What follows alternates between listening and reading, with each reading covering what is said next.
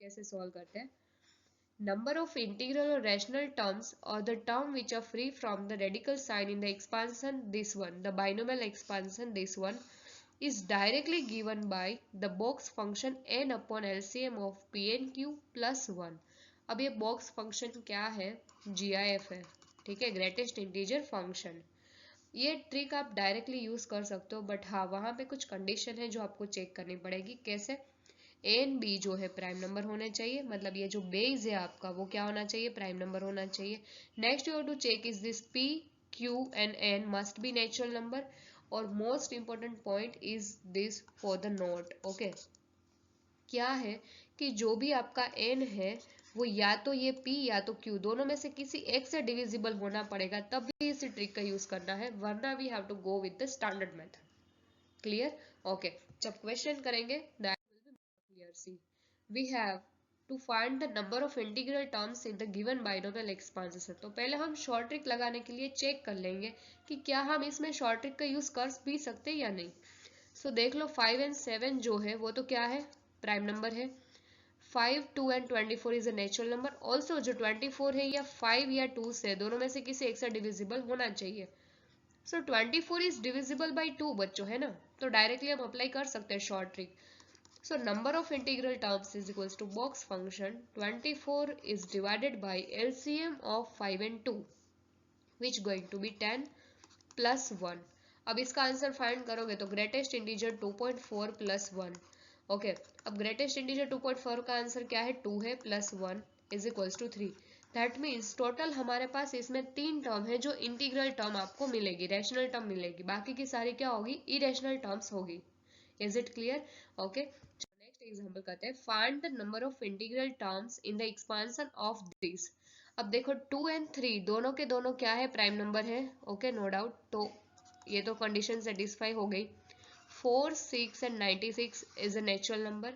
Next हमें check करना है कि 96 जो है 4 एंड 6 दोनों में से किसी एक से डिविजिबल होना चाहिए, बट इधर तो 96 4 एंड 6 दोनों से डिविजिबल है। Okay, so directly we can we write n upon the LCM of 4 and 6. What will be the LCM of 4 and 6?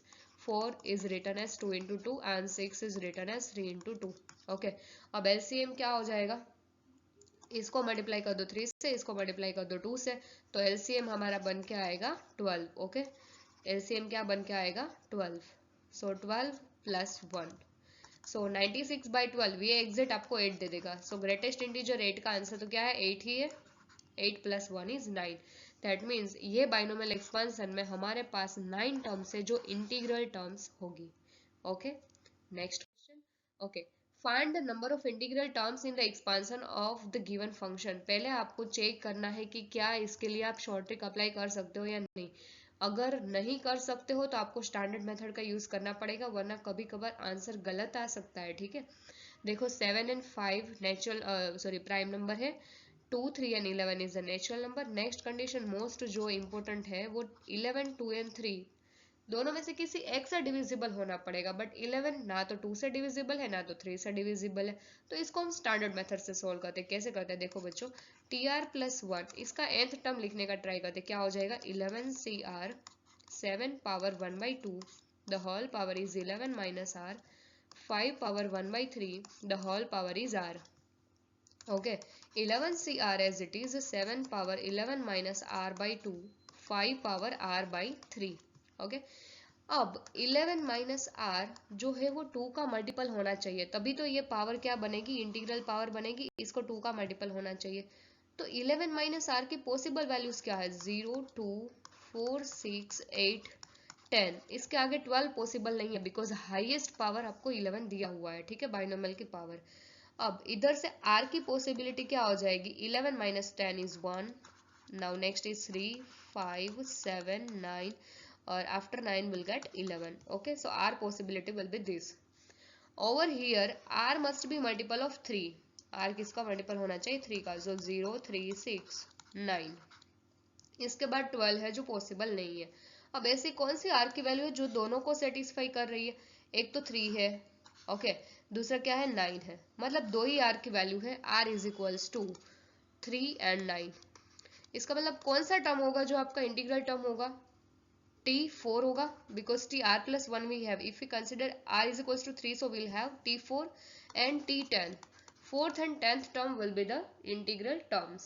Okay, so answer will be 2. For this question we have answer as 2. Okay, सो इसमें समझ में आ गया कि क्यों हमने वो standard method like short trick क्यों नहीं लगाया, बिकॉज 11 है वो 2 and 3 दोनों में से किसी से डिविजिबल नहीं है, तो हमने इसको स्टैंडर्ड मेथड से सॉल्व कर लिया. ओके बच्चों, next question. Find the number of terms in the expansion of this which are integer. अब देखो इसको आप ऑब्जर्व करोगे तो ये 9 का पावर 1/4 प्लस 8 का पावर 1/6 एंड होल पावर 500 है. ओके, अब 9 and 8 is not prime number, so पहला ही स्टेप इधर सेटिस्फाई नहीं हो रहा है, बट इसको हम प्राइम में कन्वर्ट कर सकते हैं. देखो इसको लिख सकते हैं 3 का स्क्वायर, सो 3 का स्क्वायर पावर 1/4 1/2 प्लस ये हो जाएगा 2 का cube, so 2 power 1/3 whole and whole power 500. देखो अब सॉरी ये हो जाएगा 2 का power 1/2. Now 3 and 2 is a prime number, 2 and 500 is a natural number. Also 500 जो है वो 2 से divisible है, so we can apply short trick. Okay, so n is divided by LCM of 2 and 2 which is 2 plus 1. तो ये क्या हो जाएगा 250 plus 1, आंसर will be 251. मतलब इस एक्सपांसन में 251 टर्म ऐसे है जो क्या होंगे, रेशनल होंगे या तो इंटीजर टाइप टर्म्स होंगे. Is it clear? Okay, so within seconds you can solve this question using this trick. But एक बात याद रखनी है कि ट्रिक का यूज कब करना है ना, वो एक चीज है जब मैंने फर्स्ट स्लाइड में बता दी है. ओके, अब हम चलते हैं पीवाईक्यूज पे. चलो ये 2025 का लेटेस्ट पीवाईक्यू है जो पूछा गया है. Find the number of integral terms in the expansion of this. तो पहले क्या चेक कर लेंगे, 5 and 7 प्राइम नंबर है. अब जो 1016 है या तो 2 या तो 8 दोनों में से किसी एक से डिविजिबल होना चाहिए, बट ये तो दोनों से डिविजिबल है, सो डायरेक्टली शॉर्ट ट्रिक का यूज करो और आंसर फाइंड आउट करो. सो 1016 is divided by the LCM of 2 and 8 is 8 plus 1. Okay, so if you find out this you will get 127 plus 1 integer number. Okay, so 128 terms are there which are integer terms in the given binomial expansion. Okay, तो ये latest PYQ.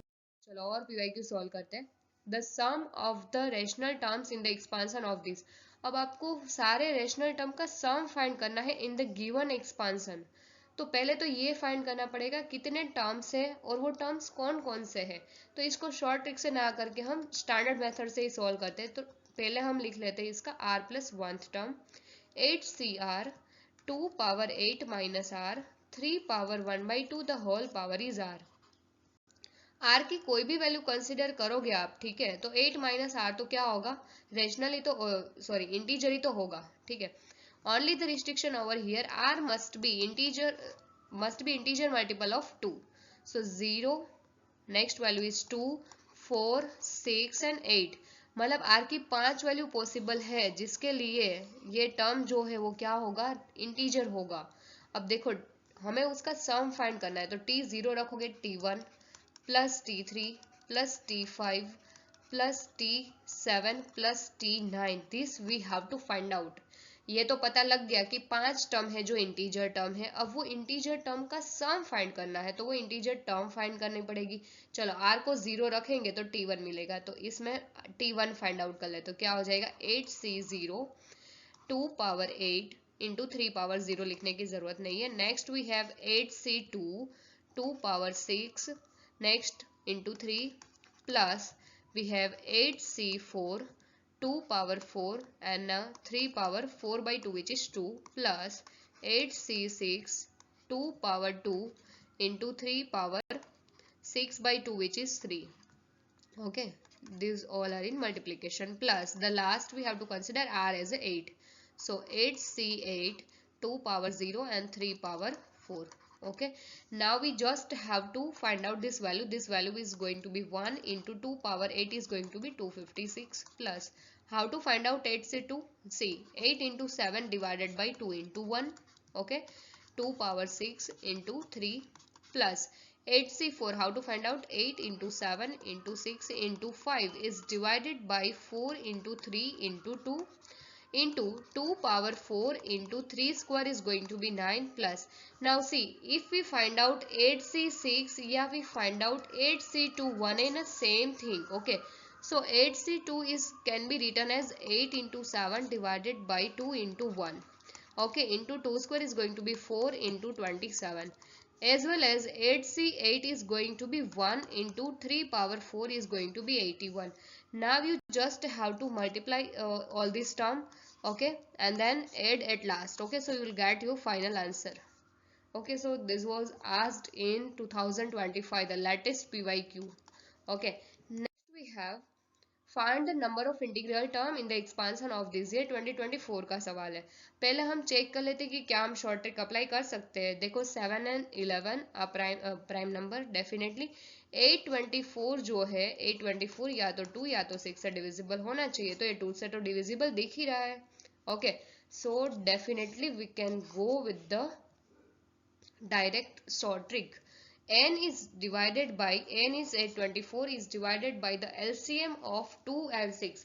What will be the LCM of 2 and 6? What will be the LCM of 2 and 6? Definitely it is going to be 6, and then we have to add 1. Okay, so we'll get 824 divided by 6. It is going to be 137.333 something. So we just have to consider the integer value plus 1. Okay, so there are 138 terms in the given expansion which are integral terms. Okay, within seconds you will get the answer.